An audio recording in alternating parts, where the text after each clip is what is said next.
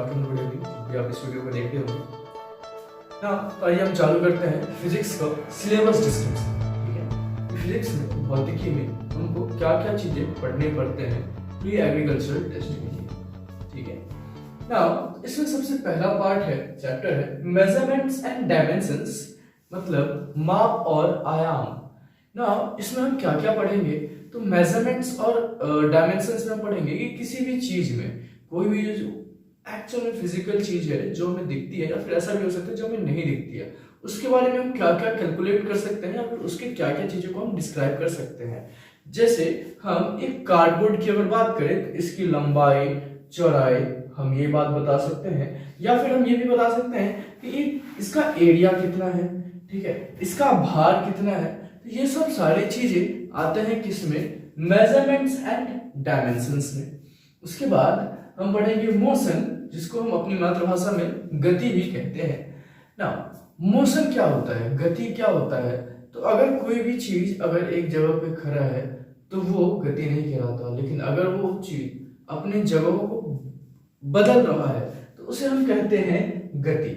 अब उसका एक जगह से दूसरी जगह जाने पर जितने भी चीजें होते हैं, एक जगह से दूसरी जगह जाने के पर या उसी को हम पढ़ते टाइम बहुत सारी चीजें होते हैं, तो उन सब चीजों को हम पढ़ते हैं मोशन।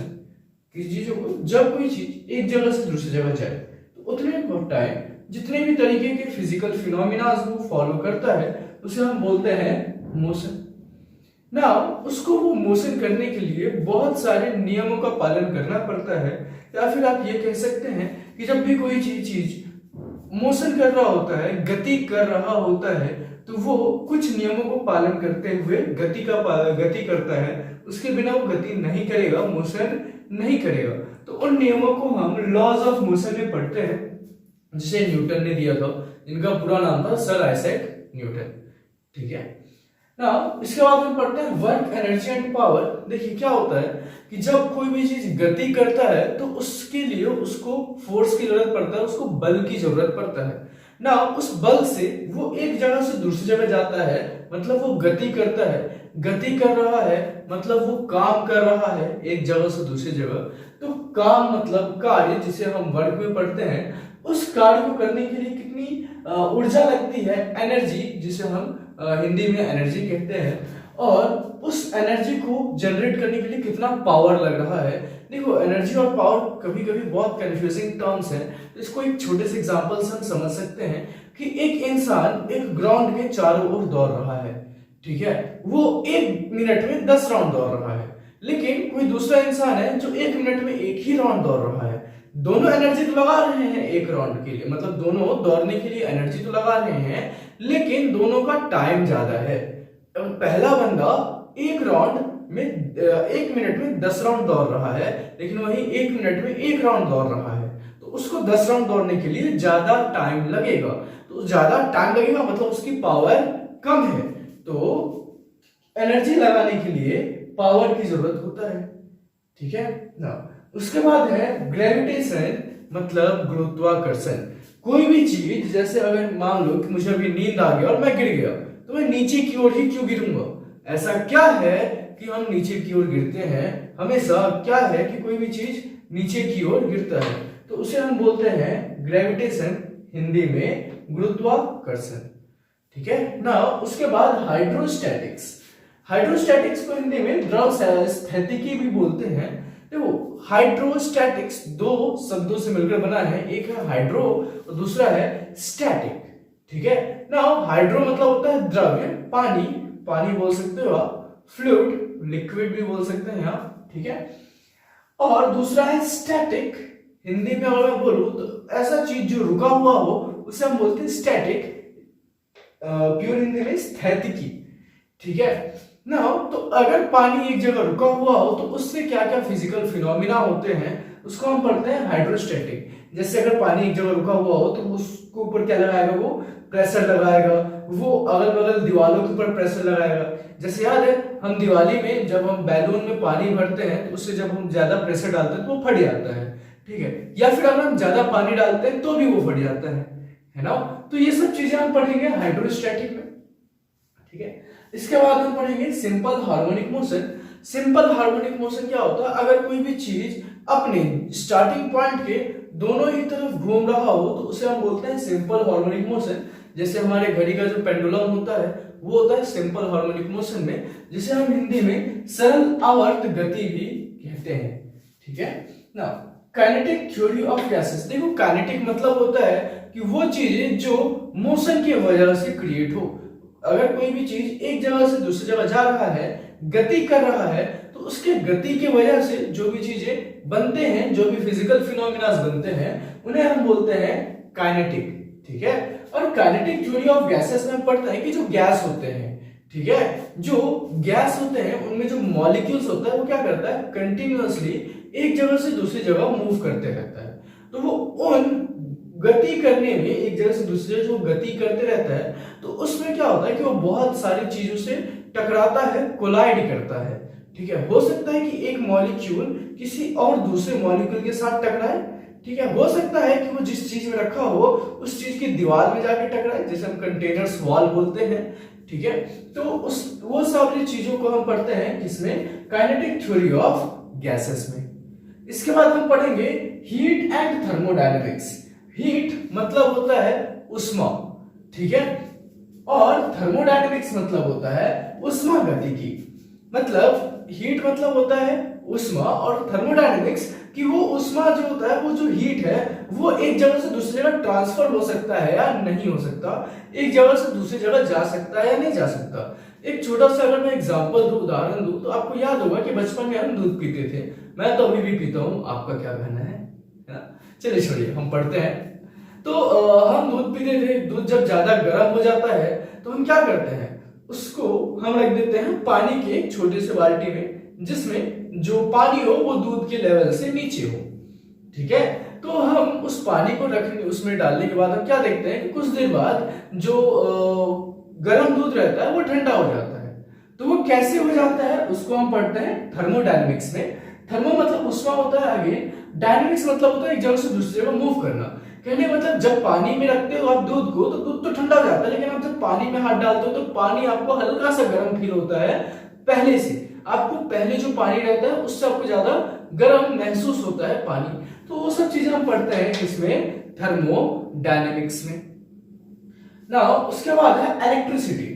देखो इलेक्ट्रिसिटी मतलब होता है कि जब भी आप क्या करते हो, चीजों को रगड़ते हो, रब करते हो, ठीक है, घर्षण करते हो, तो उसमें क्या रहते हैं, चार्जेस रहते हैं जो एक जगह से दूसरी जगह बदल जाते हैं, ट्रांसफर हो जाते हैं, मूव हो जाते हैं। तो इसको हम कहां पढ़ेंगे, इलेक्ट्रिसिटी में। अब इसमें दो चीजें होते हैं, जिसमें पहले में क्या हो सकते हैं कि वो जो चार्जेस हैं, वो जो चार्ज है वो जो तार है उसमें कंटिन्यूअस मूव करता रहेगा। ठीक है। तो उसको हम बोलते हैं डायनेमिक इलेक्ट्रिसिटी। और मूव ना करे, एक जगह अगर ठहर जाए, एक जगह अगर रुक जाए, तो उसे हम बोलते हैं स्टैटिक इलेक्ट्रिसिटी। ठीक है। हिंदी में बिजली, क्लियर है ना। मतलब स्टैटिक इलेक्ट्रिसिटी को हम बोलते हैं स्थैतिकी बिजली, और डायनेमिक इलेक्ट्रिसिटी को हम बोलते हैं बिजली गतिकी। ठीक है ना। मैग्नेटिक इफेक्ट ऑफ करंट, कहने का मतलब विद्युत की चुंबकीय प्रभाव। जब भी हम तार में, वायर में चार्ज फ्लो करते हैं, ठीक है, तो क्या होता है, उसके चारों तरफ चुंबकीय फील्ड बन जाता है, चुंबकीय क्षेत्र बन जाता है, मैग्नेटिक फील्ड बन जाता है। ठीक है। अब वो कैसे बनता है, क्यों बनता है, उसको हम कैसे कैलकुलेट कर सकते हैं, ये सब सारी चीजें हम पढ़ते हैं। Magnetic effect of electric current, या फिर मैग्नेटिक इफेक्ट ऑफ करंट भी बोल सकते हैं, हिंदी में विद्युत धारा की चुंबकीय प्रभाव। ठीक है। उसके बाद है मैग्नेटोस्टैटिक्स, जिसे हम हिंदी में स्थिर चुंबकीय भी बोलते हैं ना। ये मैग्नेटोस्टैटिक या फिर स्थिर चुंबकीय क्या है, देखिए क्या होता है, जब एक मैग्नेट हो, उसके जो चार्जेस हो वो मूव ना कर रहे हो, एक ही जगह हो, गति ना कर रहे हो, अपना पोजीशन मेंटेन कर रहे हो, तो उस कारण क्या क्या होता है, सबसे पहले चीज डायपोल बनता है, फिर उसका मैग्नेटिक फ्लक्स बनता है, और बहुत सारी चीजें होती हैं। तो ये सब चीजों को हम पढ़ते हैं मैग्नेटोस्टैटिक्स में, कि इस मैग्नेट के कारण ये मैग्नेट किसी भी चीज के ऊपर कितना बल लगा सकता है, उस चार्जेस के कारण या उस स्थिर चुंबकीय के कारण। ठीक है, तो ये सब चीजें हम पढ़ते हैं मैग्नेटोस्टैटिक्स में। उसके बाद है इलेक्ट्रोमैग्नेटिक इंडक्शन, जिसे हम विद्युत चुंबकीय प्रेरणा भी या फिर प्रेरण भी कहते हैं। इसका अर्थ है कि जब भी आप इलेक्ट्रिसिटी या फिर चार्जेस एक तार से वायर से फ्लो करवाते हैं तो उसमें क्या होता है कि इलेक्ट्रिसिटी जनरेट होता है, मैग्नेटिक फील्ड जनरेट होता है। कहने का अर्थ हो गया कि इलेक्ट्रिसिटी फ्लो करवाने से मैग्नेटिक फील्ड जनरेट होगा। ठीक है, जिसको ही हम इलेक्ट्रोमैग्नेटिक इंडक्शन कहते हैं। याद है आपके घर में इंडक्शन कुकर होगा, ठीक है, या फिर इंडक्शन कुकर होता है। हम जानते हैं कि जब हम एक टाइप का हीटर होता है, जब हम उसको प्लग करते हैं, इलेक्ट्रिसिटी प्रोवाइड करते हैं, तो उसमें क्या होता है कि ऊष्मा निकलता है, हीट निकलता है उससे। ठीक है, तो उसमें क्या हो रहा है कि जो इलेक्ट्रिसिटी है वो हीट में कन्वर्ट हो रहा है। तो सेम इसमें क्या होता है, जो इलेक्ट्रिसिटी होता है वो मैग्नेट या फिर मैग्नेटिक फील्ड में कन्वर्ट होता है। तो इसी को हम बोलते हैं इलेक्ट्रोमैग्नेटिक इंडक्शन। ठीक है, इसके बाद है अल्टरनेटिंग करंट। आपको याद होगा हम बचपन में अल्टरनेटिंग करंट, डायरेक्ट करंट, बहुत ही ज्यादा खतरनाक कौन से करंट होते हैं, ये सब हम पढ़ते थे। तो ये सब चीजें इसी चैप्टर में हम पढ़ेंगे, जिसे हम हिंदी में प्रत्यावर्ती धारा भी कहते हैं। इससे बहुत सारे अलग अलग प्रकार के मोटर्स बनते हैं, या फिर हम ऐसा भी बोल सकते हैं कि अल्टरनेटिंग करंट जनरेट करने के लिए अलग अलग तरीके के जनरेटर्स हमें बनाने पड़ते हैं। अगर अल्टरनेटिंग करंट बनाने हैं तो उसके अलग जनरेटर, डायरेक्ट करंट बनाने हैं तो उसके अलग जनरेटर बनेंगे। ठीक है, उसके बाद हम बहुत सारी चीजें पढ़ते हैं, जैसे कि हमारा जो सर्किट होता है इसमें अल्टरनेटिंग करंट फ्लो होता है या डायरेक्ट करंट फ्लो होता है, हमारे घर में किस तरीके का करंट फ्लो होता है, किस तरीके का विद्युत फ्लो होता है, तो वो सारी चीजें हम पढ़ते हैं अल्टरनेटिंग करंट में। ठीक है, उसके बाद है रे ऑप्टिक्स, जिसे हम किरण प्रकाशिकी भी बोलते हैं। नाउ ये क्या है, देखो जब भी कोई भी चीज अगर आपको दिख रही है तो किस वजह से दिख रही है, लाइट की वजह से दिख रही है। फोटो आपको अगर पता नहीं होगा तो मैं मतलब ठीक है, जैसे फोटो हम बोलते हैं ना, फोटो खिंचा ले, या फिर जो भी चीज हम बोलते हैं जिसमें भी वर्ड यूज हो फोटो, तो फोटो का मतलब होता है लाइट। ठीक है, तो रे ऑप्टिक्स में हम पढ़ेंगे कि जैसे किसी भी चीज पे लाइट पड़ता है, फोटो पड़ता है, तो वो हमें दिखता कैसे है, किस वजह से हमें दिखता है, इसे हम पढ़ेंगे रे ऑप्टिक्स में। उसके बाद है ऑप्टिकल इंस्ट्रूमेंट, मतलब प्रकाशिक यंत्र।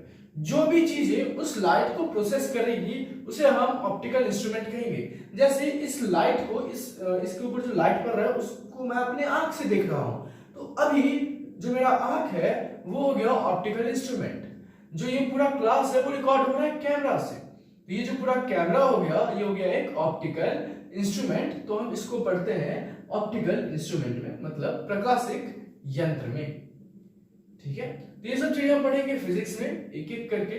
मैं स्टार्ट करूंगा मॉडरेट से, बीच में एक दो हार्ड चैप्टर्स पढ़ाऊंगा, फिर मैं मॉडरेट या इजी चैप्टर्स पढ़ाऊंगा ताकि मन भी लगा रहे और चीजें भी कवर अप होती रहे। साथ में मैंने पहले भी कहा तो मैं अभी भी कह रहा हूं कि हम फिर से प्रैक्टिस क्वेश्चंस बनाएंगे, प्रीवियस ईयर के जितने भी क्वेश्चंस आए रहेंगे हम उसको भी सॉल्व करेंगे। क्लियर है?